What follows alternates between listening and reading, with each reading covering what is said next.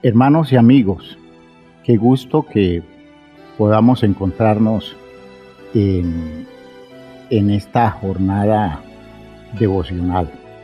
En el día de hoy vamos a buscar la manera de encontrarle un sentido práctico a las verdades del texto bíblico para conformar nuestra vida con el propósito de la revelación de Dios, y que a partir de esta hora, saliendo a nuestra jornada diaria de trabajo, nosotros vayamos con ideas inspiradas que nos lleven a tomar actitudes comprometidas con el conocimiento de Dios y que nos lleven a mantener el espíritu de la reflexión alrededor de preciosos textos de la palabra de Dios.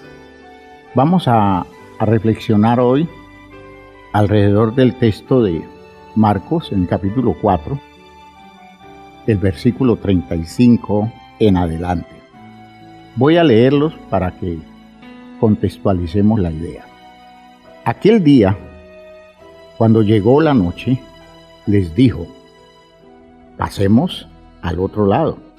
Y despidiendo a la multitud, le tomaron como estaba en la barca, y había también con él otras barcas.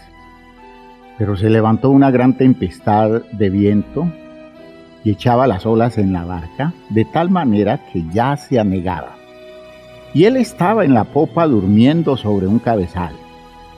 Y le despertaron y le dijeron: Maestro, ¿no tienes cuidado que perecemos? Y levantándose reprendió al viento y dijo al mar: Calla, enmudece. Y cesó el viento y se hizo grande bonanza. Y les dijo: ¿por qué estáis así amedrentados? ¿Cómo no tenéis fe? Entonces temieron con gran temor y se decían el uno al otro: ¿quién es este que aún el viento y el mar le obedecen? Texto hermoso, con mucho sentido, con mucho valor para el interés nuestro, buscando claridad de nuestra práctica espiritual. Esa frase del versículo 40 la busqué en otras versiones. En la versión moderna dice: ¿por qué sois cobardes? ¿No tenéis fe todavía? Interesante la traducción. Y en la Reina Valera actualizada dice: ¿por qué estáis miedosos? ¿Todavía no tenéis fe? La idea es: ustedes tienen un concepto de fe que no alcanza para resolverles sus necesidades como debieran resolverlas si la desarrollaran adecuadamente. La traducción que dice no tenéis fe todavía, es decir, aún no se puede calificar la confianza de ustedes en mí como fe, parece que no. Eso es lo que da a entender el Señor Jesucristo. Pero fíjense que cuando analizamos ese texto, mirando la manera como nosotros concebimos la fe, como tradicionalmente concebimos la fe, nosotros tendríamos que decir que los discípulos tenían mucha fe en Jesús. Y hay razones suficientes para decirlo. Porque en la forma común de ver las cosas, pudiéramos identificar la condición de ellos como una verdadera fe. Pues se muestra que, primero, los discípulos confían en Jesús. No se puede negar que ellos tenían confianza en Jesús. Comúnmente ellos hacen lo que Jesús les dice y escuchan su enseñanza reconociendo que en ella Jesús está declarando una verdad. Por tanto, son seres humanos muy sencillos, muy humildes, que tienen un maestro en quien confían. Y es probable que ese sea el caso nuestro. Nosotros también confiamos en Jesús y nos inspira escucharlo hablar, nos motiva nos pone a nosotros en una órbita válida delante de Dios cuando nos disponemos a escuchar a Jesús, porque nosotros confiamos en Él. Ellos, hermanos míos, podríamos considerar que tienen fe porque se molestan porque Él duerme, cuando debería estarlos salvando. Es decir, si yo confío en ti, si mi confianza eres tú, ¿cómo es posible que en este momento de afán, de desespero, cuando yo sé que tú eres capaz de hacer algo, tú estás durmiendo? No estás haciendo nada por salvarme. Y entonces yo le puedo decir, y eso demuestra que yo creo en ti. Esa es mi confianza, pero te hago el reproche. ¿Por qué viviendo la condición que estoy viviendo tú no me estás salvando? Si mi vida está en las manos tuyas, lo que espero es tu solicitud y tu dedicación, y eso confirma mi fe. La gente considera que esa manera de ver las cosas y de enfrentar las situaciones de la vida, especialmente las situaciones duras, es una manera de demostrar que nosotros tenemos confianza en Dios. Aunque ellos saben hacer lo correcto, piensen ustedes que esto es otra demostración de algo que podríamos identificar como fe. Ellos, por ser pescadores profesionales, saben qué es lo que están viviendo en medio de una tempestad. Tienen muchas cosas para hacer y organizar la embarcación para ponerse de frente a la tempestad.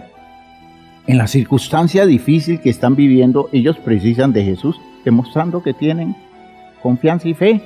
Eso decimos nosotros. Y eso deja ver que están seguros de que Jesús, por su poder, podía garantizarles el bienestar. Así hablamos nosotros, ¿no? Comúnmente así hablamos nosotros. Pero desilusionémonos. Parece que es una falsa idea de fe. Porque Jesús les hace la pregunta: ¿cómo no tenéis fe? Es decir, ¿cómo es posible que a estas alturas de la vida ustedes no tengan fe en mí? Los discípulos pudieron alegar con el argumento nuestro diciendo: Señor, claro que tenemos fe en ti. A nosotros no nos acuses de ser incrédulos, porque precisamente si te llamamos es porque confiamos en el poder tuyo para resolvernos ese problema. Sin embargo, para Jesús da la impresión de que eso que ellos llaman fe no es una fe auténtica, porque, hermanos, una fe auténtica, para expresarse como debe ser, no es suficiente. Oigan esto que voy a decir: no es suficiente confiar en el Señor. Nosotros confiamos en muchas personas, en espacios relativos, y nada de eso califica como fe. La confianza es una cosa buena y quizás es la base de la fe, pero solo confiar no construye el espacio ideal de la fe. Por otro lado, clamar por auxilio en el momento crítico, porque se sabe que Él puede intervenir y Él puede salvar, tampoco establece una medida de fe. Eso de echar mano de la fe en la necesidad. Hermanos míos, la fe no es un simple salvavidas para momentos críticos. La fe es una manera de vivir. La fe es una manera de relacionarnos. Por tanto, permanece en todo tiempo y para todas las circunstancias de la vida. Cuando en ese momento requerimos que sea solícito con nosotros, es como decir, si yo tengo fe en ti es porque considero que cuando te necesito tú estás allí y estás manifestándote. Que Él se muestre en su suficiencia y que evidencie su aprecio por nosotros, resolviéndonos las cosas. Es que uno ve en esas ideas falseadas de la fe la triste condición de que cuanto más crítica es la experiencia, más fuerte es el sentimiento, pero el sentimiento de reproche, de indisposición, de queja, de duda, demostrando que la fe allí no está presente. Ellos vieron a Jesús en ese momento y entraron en malestar, lo vieron durmiendo plácidamente, bien cansado estaba el Señor.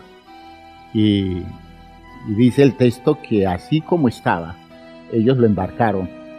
Por tanto, vio la oportunidad, se acostó y comenzó a dormir. Y ellos no podían concebir la idea de que el Señor estuviera durmiendo en medio de la necesidad que ellos tienen, porque ellos sienten que van a perecer aún con el Señor presente. Eso es lo sorprendente, eso es escandaloso. El Señor está presente, está dormido, pero está presente. Y si está presente, ¿por qué la presencia de Él no les infunde confianza? ¿De qué sirve que nosotros creamos que Jesús está presente, que Dios está presente, si al final entramos en desesperación y en angustia y estamos como pegando el grito todo el tiempo, porque parece que Dios duerme, porque parece que no nos está prestando atención porque está concentrado en otra cosa? Hermanos míos, eso no tiene sentido en la fe. Él duerme, era la queja de ellos. Otros dicen, ¿qué se hizo Dios en este momento difícil para mí? ¿Qué se hizo Dios? Y dice, pero yo tengo fe. El otro dice, es que Dios a mí no me ama. Piensen ustedes que pensar que estoy creyendo y estoy dudando del amor de Dios, esa condición dual podría configurarse como fe. De hecho, eso no es fe. Es el cuestionamiento que le hacen los incrédulos a los creyentes cuando ven a los creyentes viviendo situaciones duras. ¿Dónde está tu Dios? La pregunta que ellos hacen. Pero es que ellos no tienen ni idea de esto de la fe. ¿Dónde está tu Dios? Porque la idea es, si hay Dios, Él evita las dificultades, o si llegan, las resuelve en un abrir y cerrar de ojos. Hermanos míos, la verdadera fe es confiar en lo que Él dice y moverse seguros de que eso sucederá, porque así lo dijo Él. ¿Qué demuestran los discípulos? No tienen fe en Jesús, porque previamente Él les había dicho, crucemos al otro lado del lago, y se acuesta a dormir. Si dijo eso y confían en Él, pues Él ya dijo que iban para el otro lado del lago. ¿Qué importa lo que aparezca en el camino? La meta es el otro lado del lago, y eso funge como promesa de Jesús. Cuando yo leo en la palabra lo que Jesús me promete, pero aparecen cosas que oscurecen el panorama y me hacen pensar que allí nada va a suceder, demuestra que no tengo fe, porque yo debo creer es en las palabras de Jesús, no en las condiciones circunstanciales que se dan en mi vida. Entonces, ellos no tenían fe.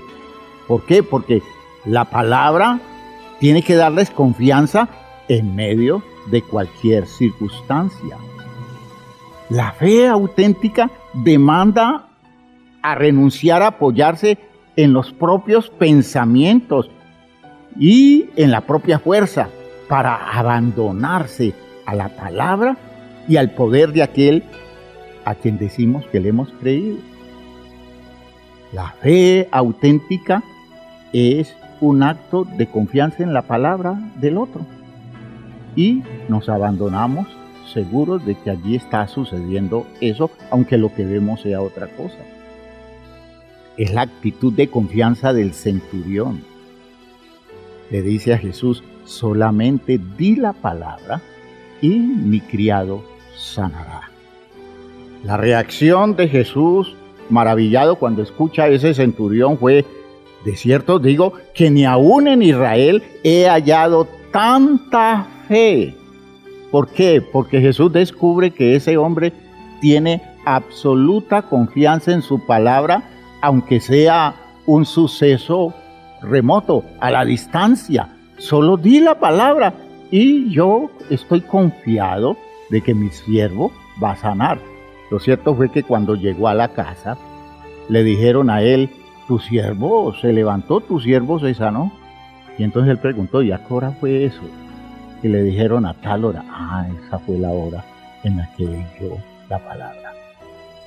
Vean ustedes que eso es confianza, ese tipo de fe que entusiasma a Jesús, que sorprende a Jesús.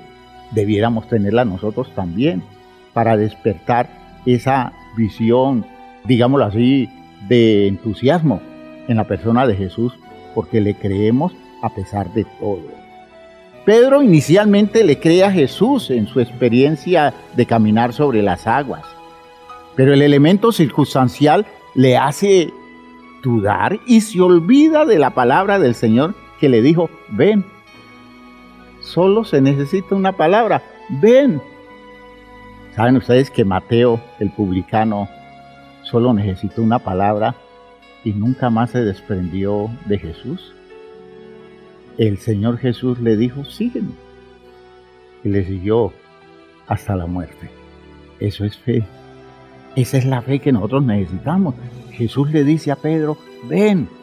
Pero Pedro se puso a mirar ese movimiento de las aguas y se olvidó de la palabra de Jesús, de modo que las circunstancias se volvieron más importantes que las razones de su Señor, demostrando que no alcanzaba su confianza para ser verdadera fe.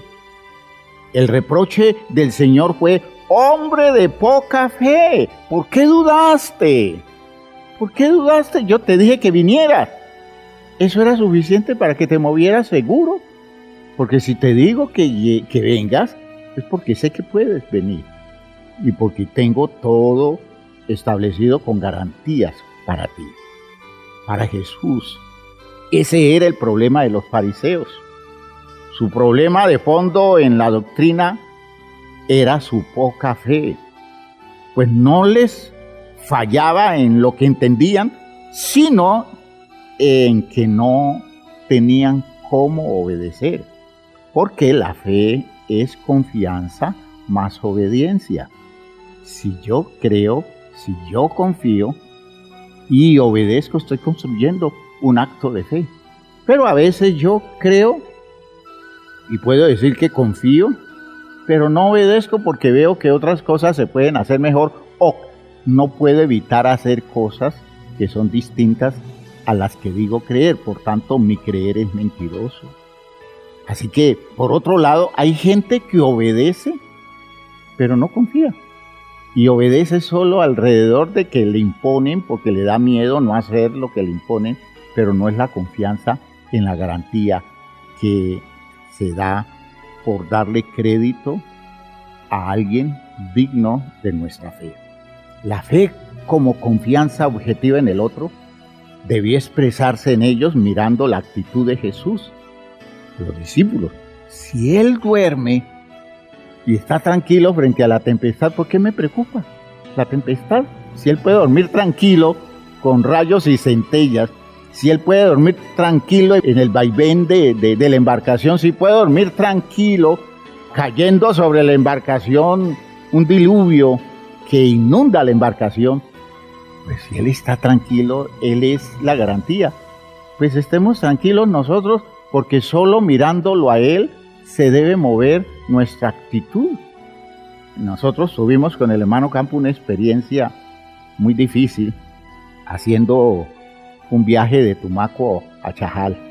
Yo creo que muchos hermanos de allá de Tumaco recuerdan, porque muchos iban con nosotros, o algunos iban con nosotros, y viniendo por la forma como la canoa tomó una ola, al caer la canoa se rompió en el centro, y entonces poco a poco la canoa se fue llenando de agua, y las personas que venían manejando esta embarcación nos dieron cubetas como para estar sacando agua, y algunos se quitaron las camisetas y las metieron entre la ranura. Y yo le miraba la cara al hermano Campo inicialmente y yo dije, el viejo está preocupado. de modo que tengo que preocuparme. Pero entonces ya dejé de mirar al hermano Campo y le puse la mirada al hombre que iba al frente, que iba dirigiendo todo lo de la embarcación, allí parado, como en una actitud tranquila, sosegado, seguro. Yo dije, si este está tranquilo, que es el que sabe, ¿yo por qué me voy a preocupar? Y eché mi confianza en la condición del experto. Y esa confianza me dio una relativa garantía, porque no deja de ser incómodo para uno que no es hombre de mar, estar mirando la orilla y pensar que está lejos todavía para poder salvarse si la embarcación se hunde. Pero al mirarlo a él, como que adquirí un poquito de confianza. ¿Cómo Jesús no nos da esa confianza? ¿Cómo al mirar a Jesús, la actitud que toma no despierta esa confianza? Entonces Jesús por eso se molestó. ¿Cómo así? ¿En qué están ustedes? ¿Por qué están tan acobardados? ¿Por qué están tan desesperados? ¿Cómo no tienen fe? Si yo les dije que llegamos a la otra orilla, si me vieron dormir, debieron pensar que algo positivo estaba pasando en medio de condiciones tan negativas como las que se estaban dando. Por eso hagámonos una confrontación práctica esta mañana. Preguntémonos cuánta distorsión en nuestra fe hemos desarrollado por no aprender a confiar objetivamente en las promesas del Señor para nosotros. ¿Cuánta distorsión, cuánta angustia nos hemos ganado porque nosotros no sabemos confiar, porque no le escuchamos las razones a Él, no creemos en su palabra? Y eso es grave, porque decimos creer en ideas religiosas y a veces en argumentos teológicos, pero no directamente en su palabra. Su palabra es la base, su palabra es el argumento de nuestra confianza, ¿ya? Por otro lado, preguntémonos cuál es el discurso en nuestros temores que configura nuestra particular forma de dudar viviendo situaciones difíciles. Escuchémonos hablar. En esos momentos duros que las cosas como que no se están resolviendo o a veces como que se están complicando más. Escuchémonos ese tipo de argumentaciones, ese tipo de conceptos, ese tipo de elaboraciones que nosotros hacemos alrededor de la situación que se está dando y descubriremos que de pronto lo que llamamos fe, no es una auténtica fe. Debemos, por tanto, como conclusión, aprender a identificar argumentos de Dios concretos, cosas exactas de los argumentos de Dios sobre los cuales recibimos claridad que se pueden aplicar a nuestra vida y echarle mano a eso para que en los momentos críticos eso nos sostenga. Que el Señor no nos esté preguntando en esta mañana ¿por qué estáis tan acobardados?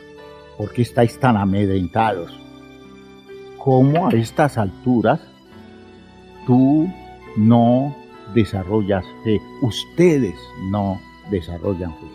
Que Dios nos ayude. Vamos a orar porque es el tiempo de hacer reflexiones al respecto y comenzar a replantear nuestra vida en ese sentido. Padre eterno, te damos gracias por esto que nos has dicho hoy. Hay muchas cosas que nosotros necesitamos aprender a orientar adecuadamente a las posturas válidas de la vida en función de ser personas de fe. Ayúdanos entonces a recrear nuestras maneras de establecer el contacto contigo y el contacto con tu Hijo amado Jesucristo, y que aprendamos entonces a darle validez, auténtica validez a las palabras tuyas y de Él, sustentando las razones de nuestra confianza para enfrentar los momentos críticos. Que superemos el desasosiego que da no saber lo que va a pasar cuando tenemos promesas fieles de parte tuya. Que aprendamos, Señor, a producir esa paz que nos garantiza la victoria sobre condiciones tan difíciles que a veces no se resuelven de la noche a la mañana, que pasa mucho tiempo sin que se resuelvan, pero que nosotros podemos aprender a vivir sostenidos en la fe auténtica y que eso cambie el panorama de nuestra experiencia humana. Señor, es el tiempo para la fe, es el tiempo de reordenar mi manera de creer, es el tiempo de construir una auténtica fe y que el Señor nunca más me tenga que preguntar, ¿por qué estás tan acobardado? ¿Por qué estás tan amedrentado? ¿Por qué no tienes fe a estas alturas de la vida? Señor, ayúdame entonces a construirla como debe ser. En el nombre de Jesucristo el Señor. Amén. Hermanos míos, que Dios los bendiga a todos.